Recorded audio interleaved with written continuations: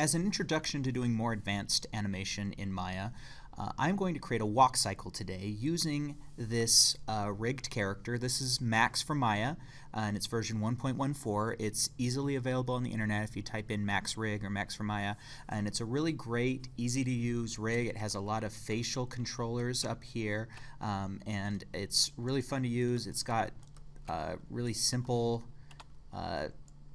squash and stretch already set up and things like that. I'm going to use that to create a walk cycle. But first I need to change up Max a little bit. One thing that you may notice is that with the arms, what we have here is the arms are set up automatically when you first open Max with a forward kinematics, or FK. And that basically means that this character is made up of bones. So the technical artist went in and added bones to the model. And these bones have joints where the bones connect, and in this case, so there's a bone here, there's a joint here at the shoulder, and then a bone through the arm, another joint at the elbow, another bone, and anywhere where there's a bone, it can't bend. Anywhere where there isn't a bone, where there's a joint, it can bend. And in forward kinematics, we always have to start, we basically move forward through the chain of bones. So if I want to move this hand up to wave, I have to start at the shoulder, and I can take this controller here and hit E to rotate, and I can rotate that one, and then I have to go forward to the next one and rotate this next one, and then I can move to this arm, to this joint here, and rotate this one. And that's a perfectly valid way of setting up a rig and doing animation, but this one has what I think is probably an easier method, which is called inverse kinematics. So it's the opposite, it's backwards from forward kinematics. It travels backwards through the chain. And the way that we can set up, it's already here in the Max rig, we just have to change a setting in the channel box. So you might see, it's kind of hard to see on the screen, but there's a very faint light blue square just above the waist. And if you select that, and press Control A until you get your channel box, you will see that there are a bunch of options inside of here, and two of those are called left arm IKFK and arm right IKFK. If those are set to 0, then they're set to be forward kinematic. If they're set to 1, they're inverse. So if I come here and I change arm left to 1, hit tab and change arm right to 1, instead of being forward or FK, now they're IK, which means all I have to change now is this single controller at the wrist. If I move that controller up, it will automatically, and I can move or rotate it, it will automatically move backwards through the arm hierarchy here and take care of all of the other bones and joints as well. And so I feel like that's generally a simpler method. The legs are already set up for IK, which is why there's only this single controller here at the bottom. These spheres here actually represent the direction that the knees will bend toward. So if I lift this up, you'll notice that if I move this, it changes the direction of the knee. So just be aware of that when you introduce IK to the arms. These are the elbow, where the elbows will be pointing as well. The fingers each have their own individual points, and I can't move those. The rig is set up to not move on those, but I can rotate. And if I rotate it, you'll see that it can bend in or painfully up. But with a lot of these controllers, there are also channels that have been created to make it a little easier to change. For example, if I look in the channel box for this, the index finger here, there's a finger tip, a finger middle, and a finger base. And if I choose one of these, so I'll do finger tip, I can change this number. I'll just type in, and it will only adjust that one. Now it's kind of hard to type in a number and figure out which number is right, but if I have that one selected, when I click on the name of the channel I want to change, it becomes light blue. And if I come back out here to the to my viewport and I hold down my middle mouse, or the mouse wheel, if I slide to the right, it'll make that number bigger, and if I slide to the left, it'll make that number smaller. And so in a lot of cases with these controllers, there are more precise animations that you can do by changing these channel box options. To do a walk cycle, I'm going to chunk this. I'm going to begin just by doing the legs, and then I'll come back and do the arms and the fingers, and then I can come back and take care of all the facial animations, which are done using all of these very handy controllers here. So you can see there's like smile, frown, and if I slide that, I can change a lot of the facial features just using these controllers, but I'm not going to worry about those for now. The first thing that I want to do is set one keyframe, a starting keyframe for all of my controllers. This rig, you can't actually click on the mesh by default because it's locked on a layer, which is great. We're going to keep it like that. But that means if I just select a big selection box around the entire thing, that will select all of the controllers. And if I hit S, it will set a keyframe for all of the controllers. Remember that each controller has its own set of keyframes, so changing the foot's keyframes doesn't change the keyframes of the controller for the arm. And so I have to be very careful that I don't forget that, and that I always remember to set keyframes. And the way that we set keyframes, after I have those all selected, I press S, and that will create this red line on each of the controllers. And that records where those controllers are at that point in time. So just like in other forms of animation, we set keyframes to tell the program this is where we want this foot to be right at frame 1.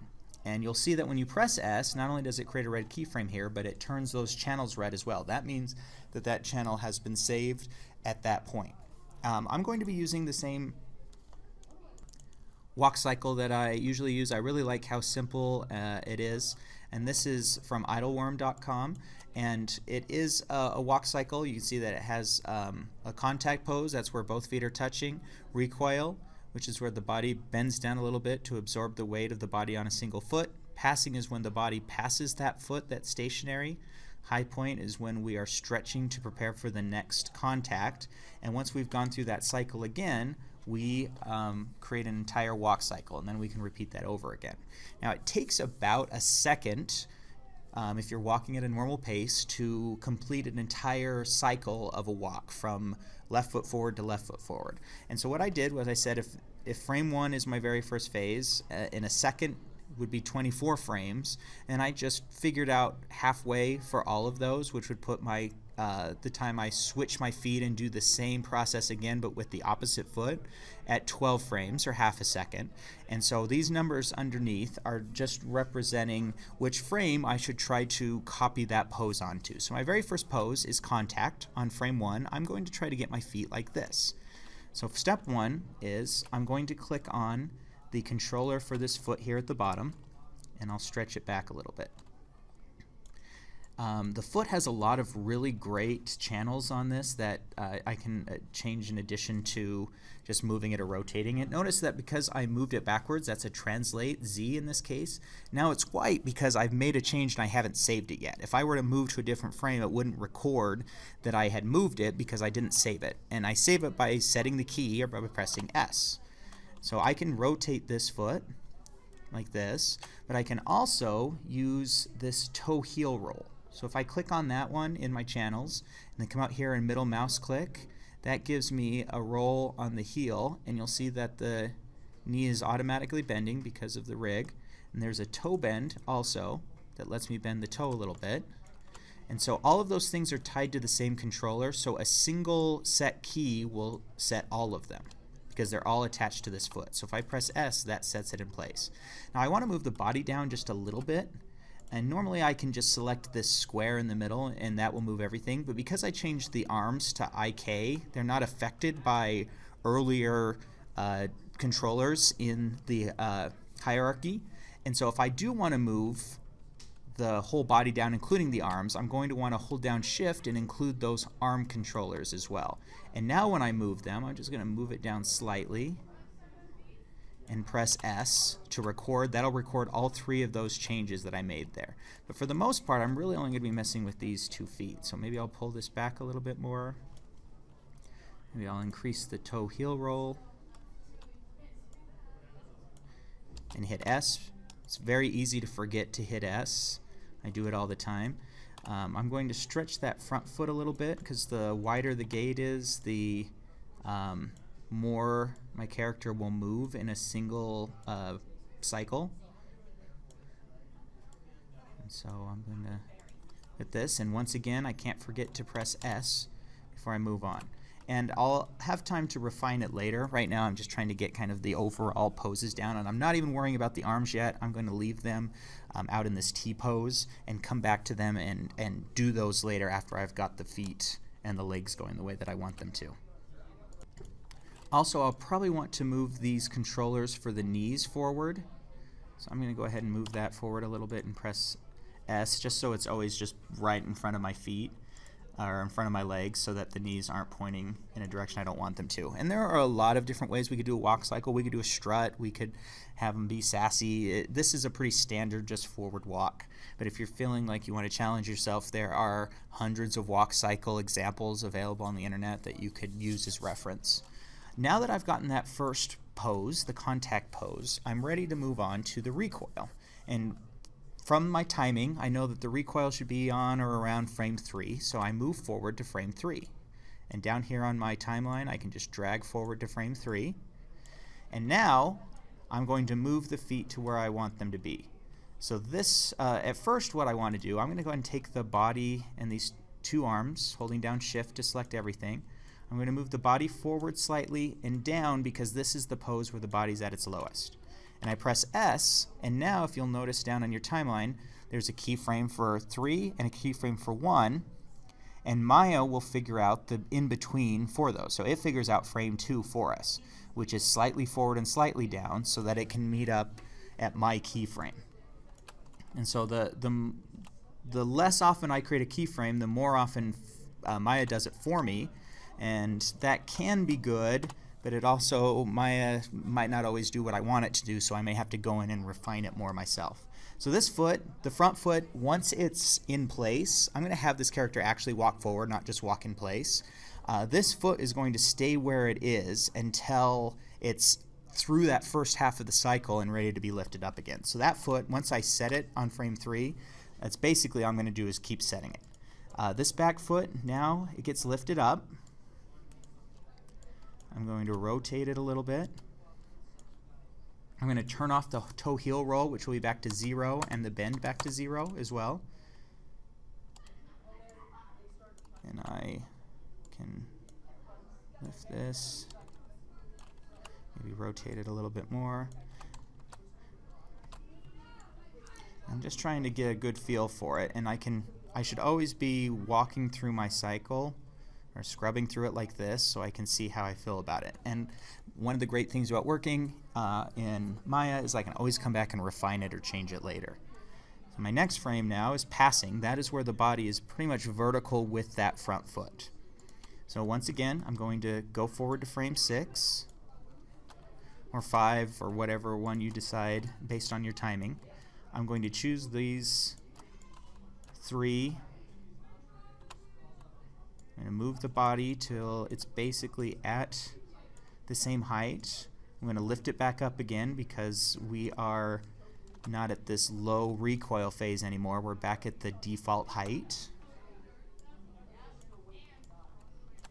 Press S to record that. That foot stays where it is, so I'm going to press S there. This foot now is going to start moving forward. Maybe be rotated slightly. And I'll probably have to come in and make that a little more later. But I hit S to save that. And now it's starting to look like a walk cycle. My next key is the high point. That's where the body and the head are at its highest because we're stretching on that back foot. I decided that that one should be at frame 9. So I'll go forward to frame 9. And I'm starting once again with the body and the arms. So we're forward again, up slightly to be at the highest point. Notice I can stretch quite a bit on these legs without it looking like it's stretching. That's just due to exaggeration and squash and stretch. That's just part of animation. So if I need to stretch that a little bit to exaggerate, that's perfectly fine. In fact, it's encouraged. So now I'm going to move this foot forward. Now he's getting ready to take that step.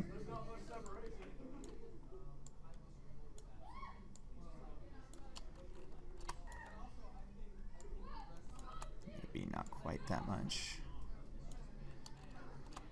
And with this back foot, I'm probably going to start lifting it up on the toe just slightly. So I want toe bend. And I'm going to maybe rotate it by pressing E just slightly so that it looks like he's starting to press off of it. Oh, and guess what I didn't do? I forgot to press S when I was done because I knew I was going to. It's very easy to do.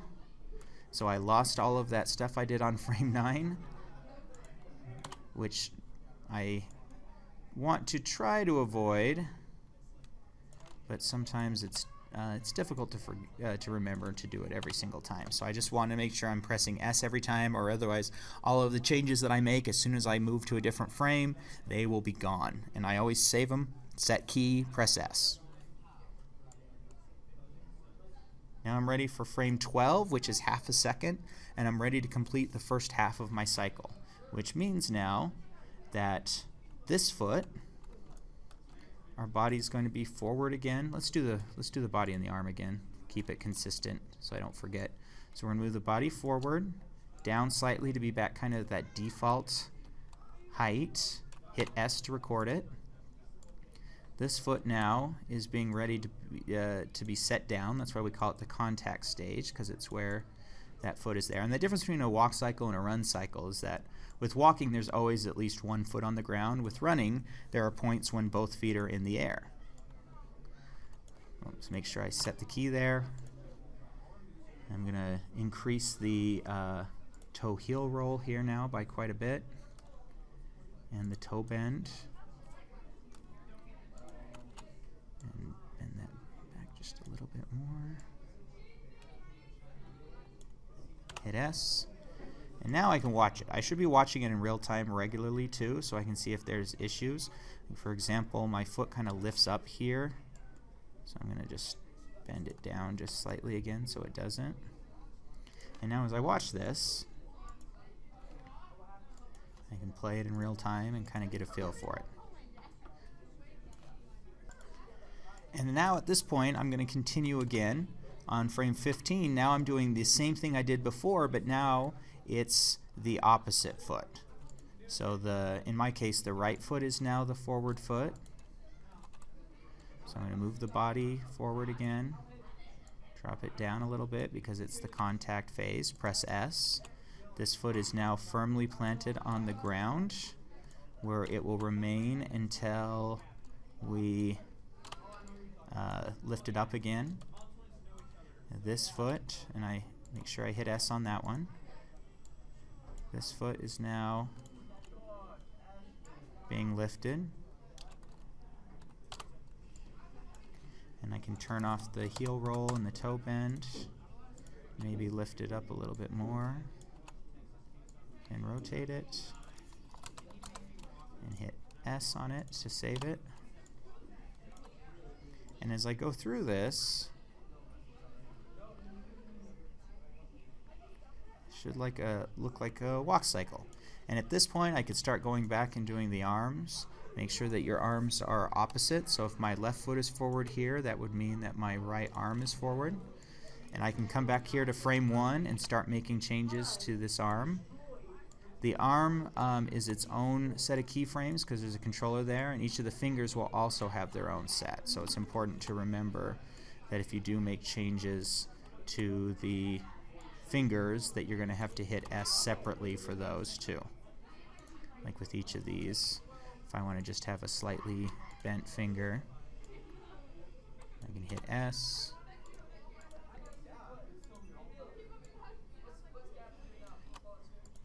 That will give me, got a lot of things I can worry about here. Hit S. So each finger has its own, and the thumb.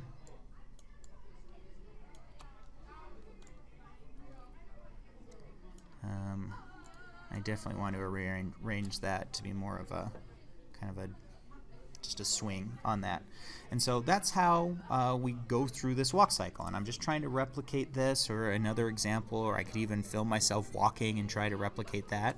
But every new keyframe will have its own set of keys. So you'll notice that this, my fingers and my arms only currently have, well, I guess I did set the arms forward, but my fingers are only going to have that one set of keyframes right now.